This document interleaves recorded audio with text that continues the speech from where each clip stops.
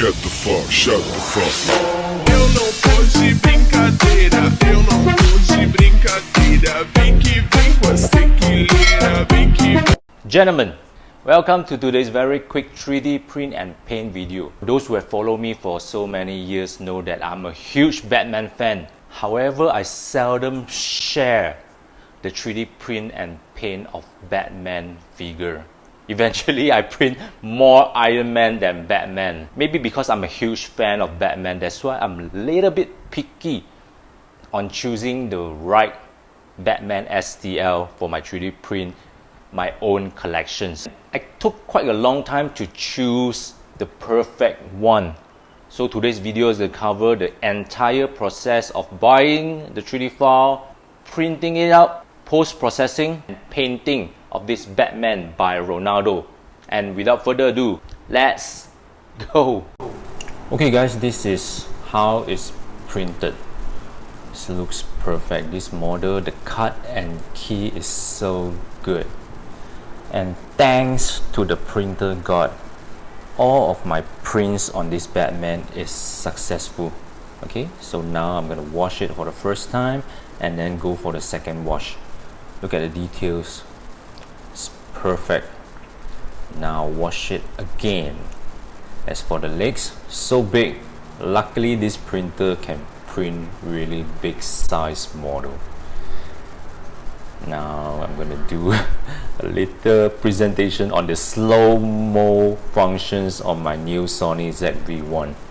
However, the quality is not that good. Kind of blur right here. Maybe I didn't adjust the setting well. Okay, let it dry. It's perfect. The details are perfect. Wow. Now quick example. This is before I spray a layer of the gray primer. Okay, let's try.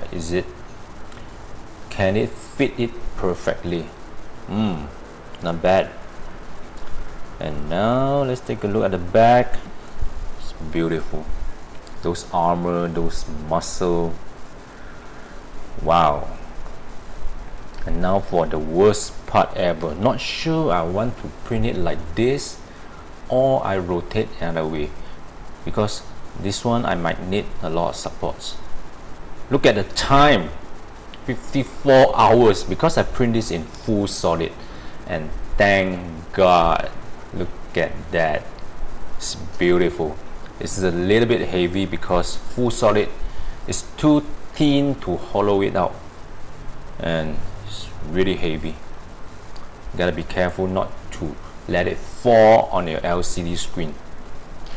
And I can't even fit it into my tray to wash it with the alcohol.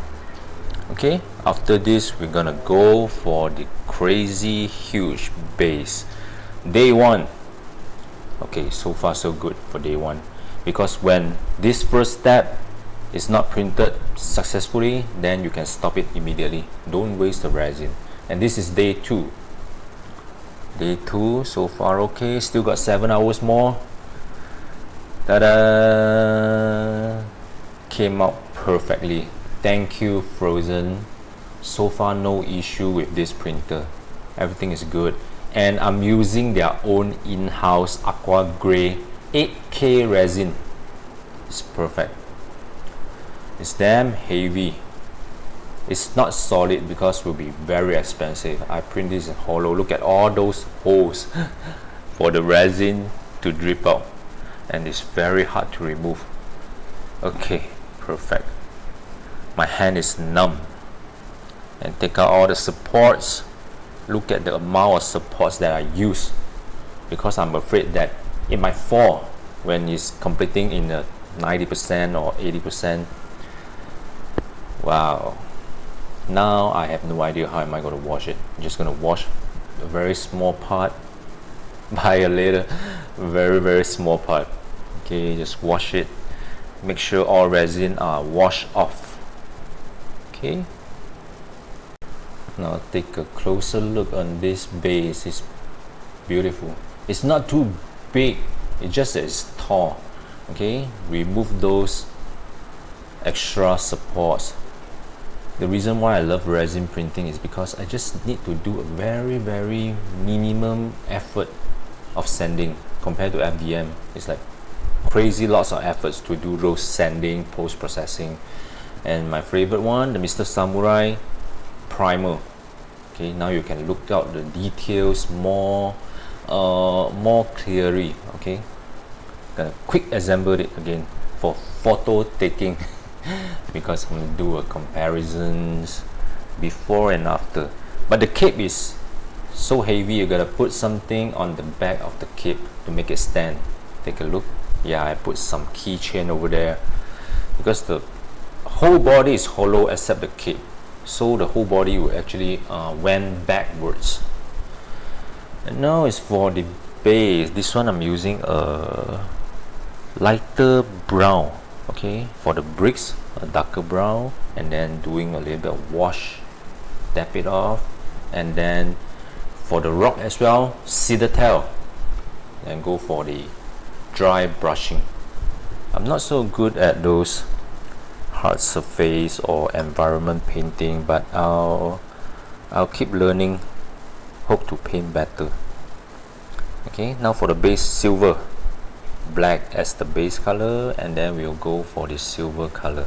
This black I'm using is the matte, so it won't actually bring up too much of shininess on the base. Okay, take it off, and then actually without weathering looks good, but I think I want to make it more dirty looking with this. This is from the AV, the rusty paint.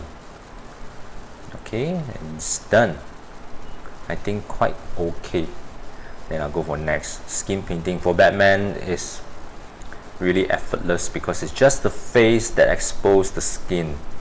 As usual, if you want to watch full detail on painting the skin, you can check out my other videos. Okay, the Tony Stark head sculpt or the Batfleck Batman head sculpt. Quite detailed over there. I have shared the list, the color that I use, and what's for warm tone and which color combines to make it a cold tone for you to apply on the skin. Now for the beard. The beard wash, very thin layer of gray, and then I draw the beard hair one by one. I'm not so good with this, but I'll do better next time. Okay, so now comes to the headache part, where am I going to paint it white like this, or am I going to add an eyeball? I feel like making it looks like the live action or the Arkham Batman game. You know, you can see the eyes, the eyeball. Okay, never mind, when I get tired of this, I'll just paint it white because it's quite easy to paint it white.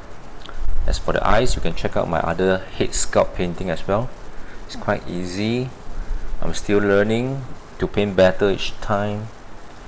For Bruce Wayne, the eyeball, I'm using slightly darker brown as the base and then slightly lighter brown on top of it,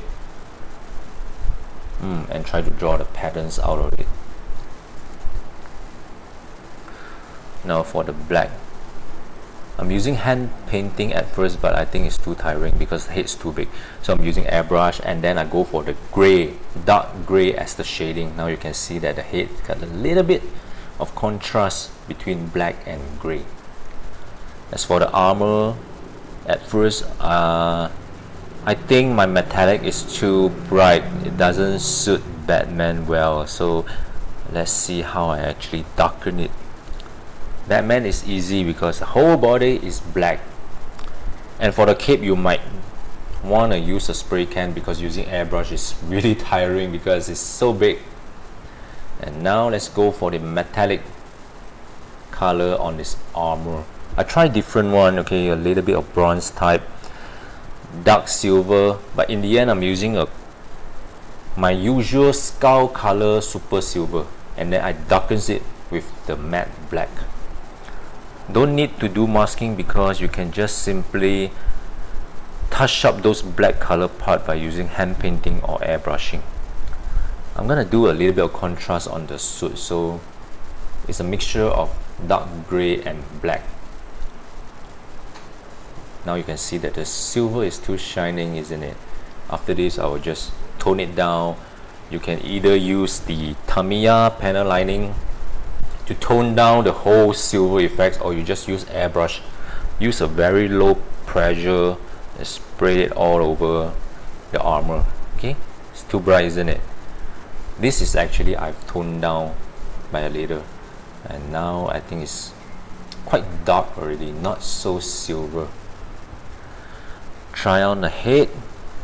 I don't know why the skin looks orange here, but in actual it's not. Now I'm adding the darker grey on the armor to have a muscle effect. As for the belt, you can actually use the gold color on top of black base, but I'm using the clear gold. So black color base, silver color on top of it, and then the clear gold color on the final layer. Dry brushing on the pouch. Okay, a little bit of cedar tail weathering on the belt so it won't look so plain, and then dry brushing. This time dry brushing, I'm using those paint, make it dry and then dry brush it instead of using those chalk powder. Let's take a look at all parts. I like the design actually. Thanks to Ronaldo. He got 2 more models which I'm really interested in buying, that which is the Kamen Rider Shadow Moon and the Kamen Rider Black. Feel free to check out his CG Trader, okay? Special shout out to him. And now I'm gonna glue all parts. Make sure you don't put too much, because while you're waiting it to dry, it might drips out and ruin your paint. And that's it.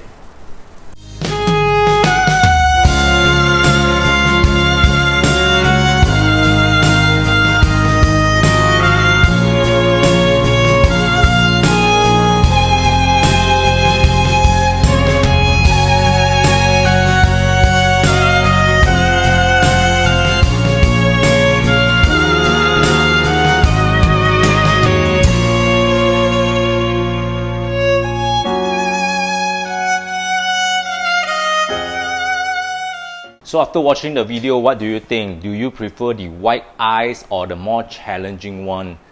More to live action movie one with the human eyeballs inside. I'm still in the dilemma, which not quite sure if the eyeball one will looks better or just painting it white. Okay, now the color you can see more contrast because of the flash. You can see the gray shading on his cowl. Alright. As usual, I still accept 3D printing commissions or orders that I usually do a free simple painting for all brothers that order 3D prints for me. But in the meantime, I'm squeezing some time to print and paint my own collections and looking after the fried chicken shop of mine. So what should I print next? Anyway, today's video is very long. I thank you for watching. Thank you for staying throughout the whole video. If you like this video, don't forget to subscribe. Give me a like on this video, and I'll see you guys next time. Goodbye.